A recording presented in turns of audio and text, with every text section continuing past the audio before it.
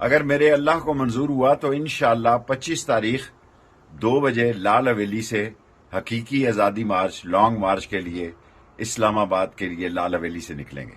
2 بجے نکلیں گے لال حویلی سے۔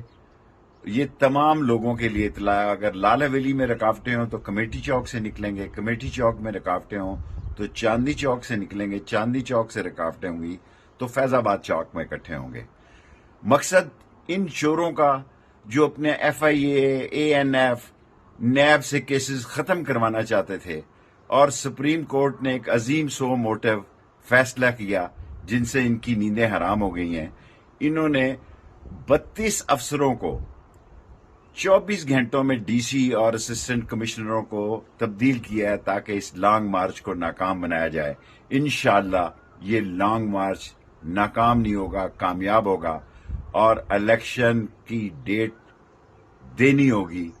اور ان لوگوں کو جو خاص طور پر ایک سازش کے تحت اپنے کیسز ختم کرنے آئے تھے، سپریم کورٹ نے جنہیں شکست دی، جن کے ناپاک ارادوں کو ختم کیا، ان کے لیے 25 تاریخ 2 بجے لال حویلی سے نکلیں گے اسلام آباد لانگ مارچ کے لیے۔